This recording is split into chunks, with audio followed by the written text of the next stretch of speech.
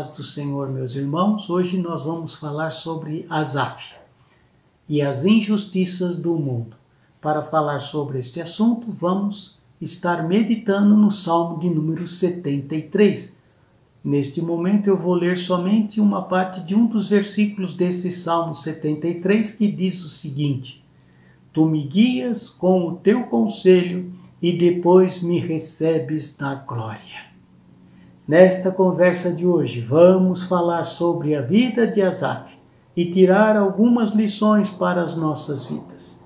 Pergunto, quem de nós já não permitiu que dúvidas tomem conta do seu coração com relação a Deus, ou se devemos ou vale a pena seguir a Deus como participantes da igreja? A história de Asaf aqui no Salmo 73 nos ensina muito quanto a este assunto. Asaf, poderíamos dizer, nos dias de hoje, era como um diretor de música nos dias do rei Davi e do rei Salomão. Crente no Senhor, compôs 12 hinos que passaram a fazer parte dos salmos. Da sua experiência com o Senhor, podia ele dizer, com efeito, Deus é bom. Porém, durante uma fase de sua caminhada com o Senhor, enfrentou uma crise espiritual muito grande, ao ponto de declarar, quase resvalaram os meus pés, pouco faltou para que se desviassem os meus passos. Está isso no verso de número 2. Como Asaf, você pode estar vivendo momentos de dúvidas e quem sabe até tenha pensado em se afastar dos caminhos do Senhor. Vamos hoje ver o que levou esse levita à beira do precipício e como ele saiu de sua crise espiritual. Você descobrirá que mesmo em meio às lutas e às dificuldades, vale a pena servir ao Senhor. Vamos começar analisando os motivos que quase levaram Asaf à descrença. Primeiro, Asaf olhou para o homem. O erro de Asaf foi deixar de olhar para o Senhor para começar a analisar o que acontecia com as pessoas à sua volta. Ao fixar os olhos nas experiências dos homens, tirou conclusões que o levaram para muito perto da apostasia. Tirando os olhos do Senhor, Asaf começou a invejar os descrentes. Depois você pode ler do verso 3 ao verso 12 do capítulo 73, que você verá exatamente isso. O próprio Asaf confessa que invejava os arrogantes ao ver a prosperidade dos perversos. O que ele viu nos seus dias é a mesma coisa que você vê ao reparar no estilo de vida dos descrentes nos dias de hoje. Os descrentes viviam sem preocupação com doenças, o seu corpo era sadio, além disso, não eram afligidos. A consequência desta vida despreocupada é a soberba que os cinge como um colar e a violência que os envolve como um manto. Chegam a blasfemar, contra os céus desabam a boca e a sua língua percorre a terra. Asaf também notou que os descrentes geralmente são pessoas populares.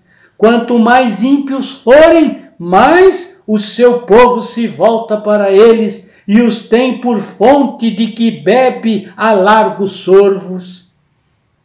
Ao invés de serem castigados, os descrentes estão sempre tranquilos, aumentam as suas riquezas, como diz o verso 12. Isso deixava Asaf arrasado. Ele volta a sua atenção para os crentes e isso não o ajuda em nada. Ele percebe e isso não fez-o sentir nem um pouco melhor. Pois quando ele olhou para os crentes, ele lamentou a sorte dos crentes. Isso está no verso 13 e 14. Olhando para si mesmo, ele concluiu tristemente, inutilmente conservei puro o meu coração e lavei as mãos na inocência. Verso 13. A sua avaliação era que a santidade não compensava, pois apesar de manter-se fiel, de contínuo sou afligido a cada manhã e castigado. Isso está no verso 14. Talvez você e eu tenhamos chegado à mesma conclusão. Quem sabe eu e você estamos concordando com Asaf nos dias de hoje. Ou seja, quanto mais nos consagramos, mais dificuldades encontramos. Saiba, se estamos pensando assim, não estamos sozinhos nesta questão. A Bíblia fala que cada um de nós tem o seu tempo para pensar com relação a este assunto. Jó, Davi, Isaías, Jeremias, Abacuque, Paulo, como muitos outros, observavam que poucos ricos serviam a Deus e, no entanto, pareciam prosperar cada vez mais, enquanto que os crentes eram, nas palavras do próprio apóstolo Paulo, a escória do mundo. Percebam, cada uma dessas pessoas reagiam ao seu modo diante dos momentos difíceis.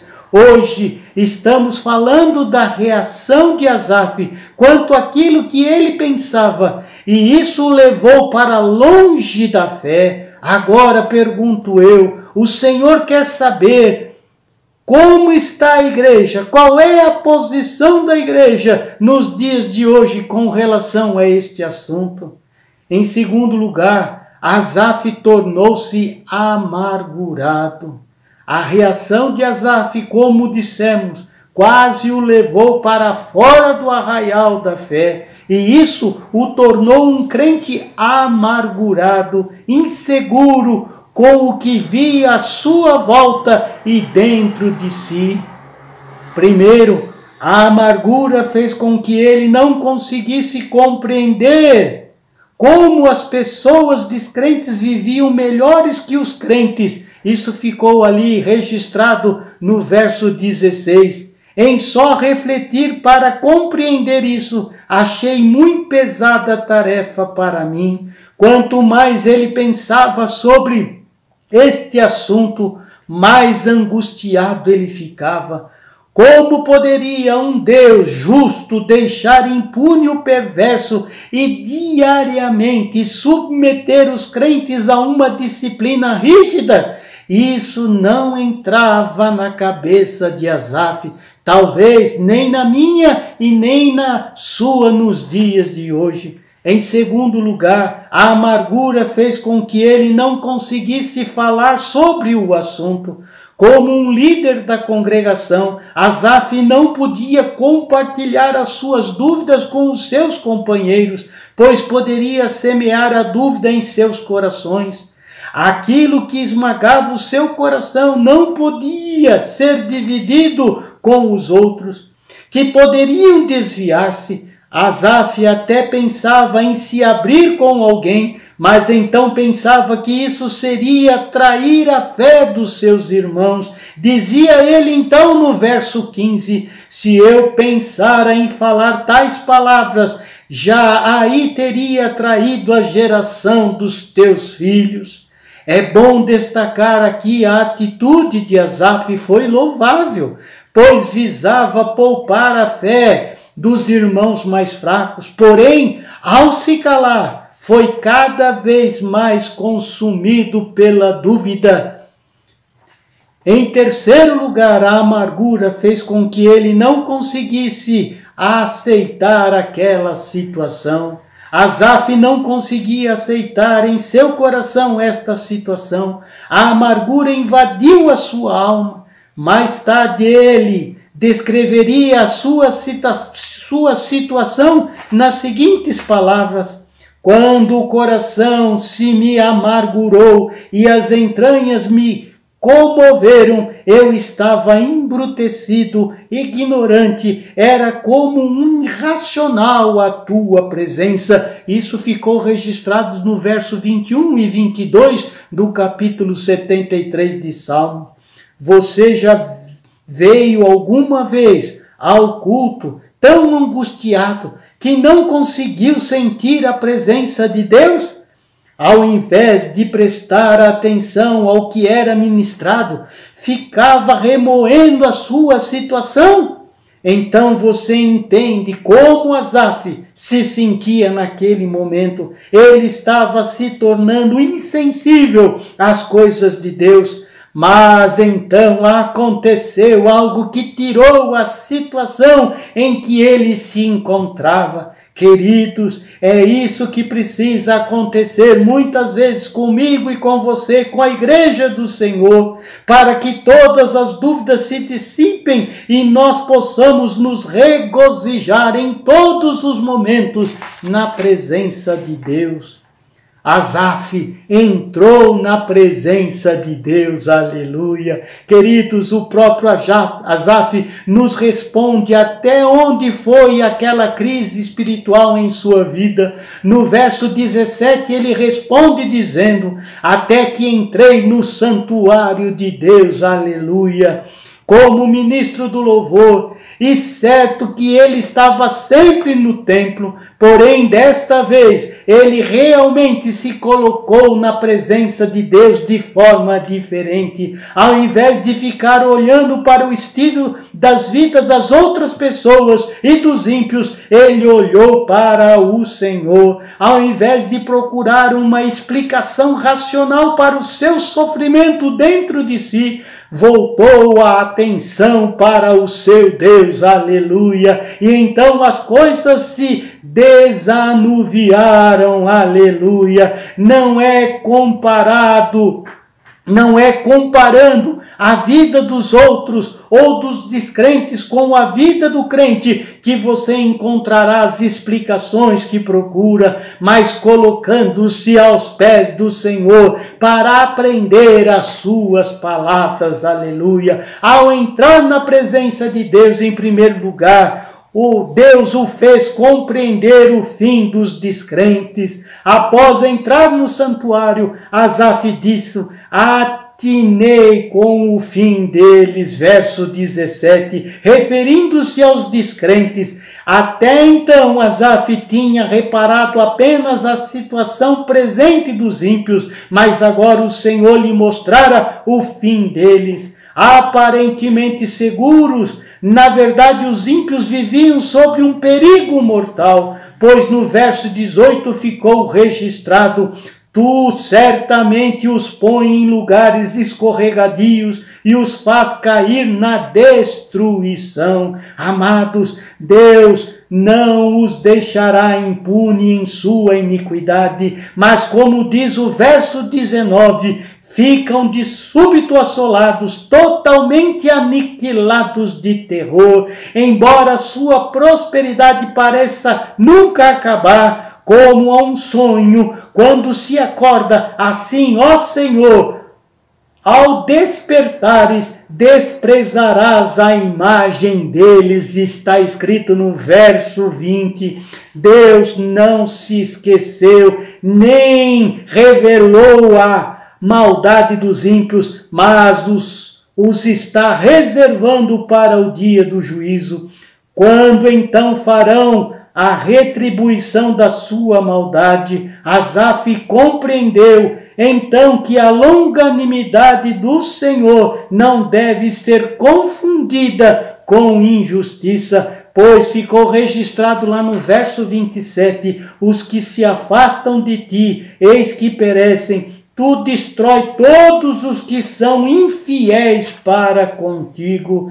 E entrar na presença de Deus, em segundo, o fez descobrir a segurança dos crentes. Do verso 23 ao 26 e também o 28 ficou relatado isso. Isso lhe mostrou não só o fim dos ímpios, mas como os justos permanecem para sempre. Ele lembrou-se de algo que só o crente pode dizer, que ficou registrado no verso 23. Todavia estou sempre de contínuo contigo, Tu me seguras pela minha mão direita, aleluia. Em meio ao sofrimento, o crente não está sozinho e nem desamparado, creia nisso. Na estrada íngreme da fé, só o crente pode dizer: Tu me guias com o teu conselho e depois me recebes em glória. Verso 24. Ao pensar nestas verdades, Asaf só podia exclamar o que ele disse no verso 25. Quem mais tenho eu no céu? Não há outro em quem eu me compraza na terra. Aleluia, glória a Deus. Entenda, igreja, deleite-se no Senhor na terra, então nem a maior prosperidade dos ímpios, nem o maior sofrimento irá tirar a alegria da salvação que há em Cristo Jesus. Aleluia, glória a Deus. Entenda, igreja, o Senhor nos é suficiente. Se temos Deus nos céus e se nos deleitamos dele na terra, então nem a prosperidade do ímpio e nem o maior sofrimento vai nos tirar da presença de Deus. O segredo que Asaf descobriu foi registrado aqui no verso 26, que é: ainda que a minha carne e o meu coração desfaleçam, Deus é a fortaleza do meu coração, a minha esperança para sempre. Aleluia, glória a Deus. Não podemos permitir que a amargura nos faça desfalecer na fé. Pense comigo, o que é melhor, possuir todas as riquezas e sentir feliz fazendo aquilo que nos agrada no mundo em que vivemos, ou viver na presença de Deus? Deus está levando a sua igreja a confirmar que o melhor é estar na presença de Deus. Aleluia. Depois de encontrar-se com Deus no santuário, Asaf não teve mais dúvida e disse: quanto a mim, bom é estar junto de Deus. No Senhor Deus ponho o meu refúgio para proclamar todos os seus feitos. Aleluia, glória a Deus. Pense, vale a pena trocar a vida na presença de Deus e uma eternidade na glória por prosperidade material ou uma felicidade passageira na terra? Eu e você sabemos que não, tenho a certeza que não. Logo, não há motivo para a igreja duvidar da bondade e do amor de Deus, menos ainda invejar a sorte dos ímpios, daqueles que seguem de forma errada. Agora eu preciso falar de uma coisa muito importante. O que Asaf fez foi muito grave, pois quase mergulhou na descrença. Mas o que foi ainda mais grave, ele colocou em dúvida a bondade e a justiça de Deus. Amados, se nós hoje, como igreja, pensarmos como ele naquela ocasião, que Deus age de forma errada ao permitir que as pessoas, mesmo conhecendo a Deus, e os ímpios prosperem enquanto os crentes são afligidos, se nós, como igreja, hoje desejarmos viver como as pessoas do mundo vivem, também nós estaremos pecando contra o Pai. Pois isso, precisaremos pedir então perdão ao Pai e entrarmos na presença do Pai em oração, em jejum, o mais rápido possível. Façamos isto agora, neste momento, que em oração possamos confessar a Deus que Ele é o nosso socorro nos céus e a nossa alegria na terra, e que tendo Ele em nossas vidas, nada nos faltará, e que o melhor e o mais excelente ainda está por vir sobre nós que somos a igreja do Senhor. Vamos orar nesta hora, vamos pedir ao Senhor para que tenhamos a nossa mente aberta sobre este assunto, para que o poder desta palavra seja sobre as nossas vidas, em nome de Jesus. Amém e amém. Pai amado, que o nosso coração não desfaleça e nem se perturbe. Pai, que os nossos olhos os olhos da sua igreja não se desviem de ti, para que não caiamos na descrença, que não permitamos que a inveja, a vida dos descrentes, possamos assim desejá-las, que não lamentemos a sorte dos crentes, que o nosso coração não fique amargurado e isso nos faça sair fora da tua presença, desfalecer na sua presença. Com os nossos corações possamos buscar em súplicas no Espírito Santo, para que possamos entender que estamos seguros nas tuas mãos e que com certeza alcançaremos o melhor, o mais excelente de ti. Pai, não deixe, Senhor, que aquilo que vemos nas outras pessoas, como os descrentes, venha nos fazer sair da tua presença. Tem misericórdia da tua igreja, nos faz cada vez mais olhar somente para o Senhor, o autor e o consumador da nossa fé. Assim nos abençoe nesta hora, Pai. Segundo esta palavra eu te peço em nome de Jesus, para a tua honra e glória. Amém e amém. Deus abençoe a tua vida.